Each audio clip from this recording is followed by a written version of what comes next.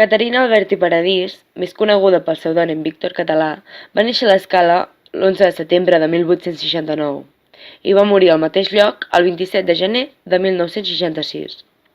Va ser una escriptora catalana coneguda sobretot per la seva novel·la Solitud, escrita al 1905.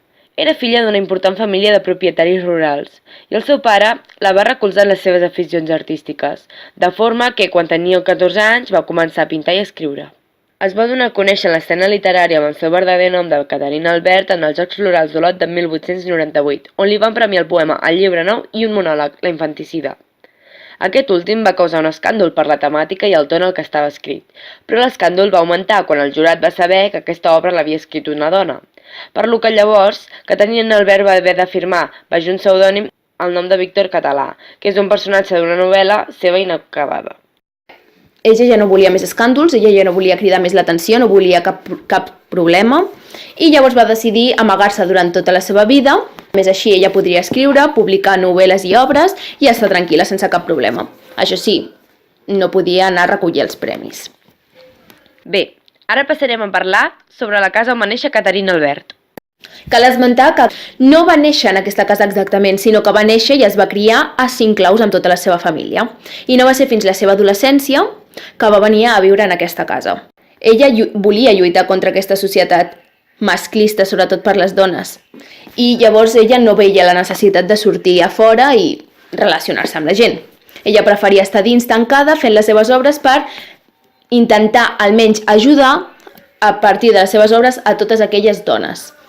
El que ella no va saber és que va ser pionera en això, ja que va ser la primera dona en escriure el paper de la dona en aquell moment, en aquella societat, tot el que patia la dona, totes les coses que es callava la dona, tot el que vivia, des de que naixia fins que moria.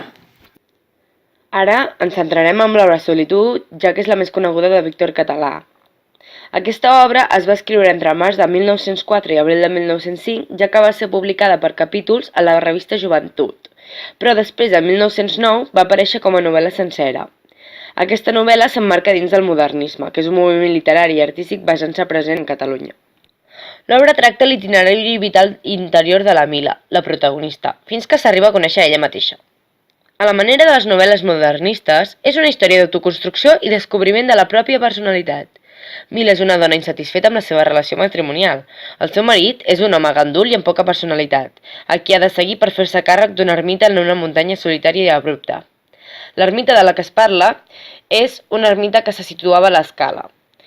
La profunda insatisfacció que pateix la porta al desequilibri emocional que intenta pal·liar amb les relacions personals que manté amb altres personatges, sobretot amb el pastor.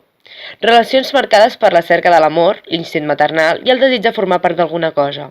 El coneixement de la seva pròpia personalitat, que assoliria al final de la novel·la, li suposarà assumir la pròpia solitud per poder iniciar una altra vida o poder-la canviar profundament. Bé, ara estem al port i què cal esmentar d'aquí? Doncs molt fàcil. Caterina Albert va viure aquí tota la seva vida, bastant a prop del port. Però ella va esmentar en alguna de les seves entrevistes que li van fer que mai havia estat al port i mai l'havia vist. Cosa que ens fa pensar que és una mica estrany, no? Perquè estava tota l'estona fent obres, va estar tancada a casa, no li agradava molt sortir perquè ella estava capficada en les seves idees, però mai havia vist el mar. Això cal reflexionar. Bé, ara parlem sobre el mar relacionat amb l'obra de Solitud. Bé, el mar representa que és un símbol i representa que és el sexe. I el sexe, doncs, per la Mila estava totalment desconegut, o sigui, era una cosa nova. El mar estava vinculat amb la Mila.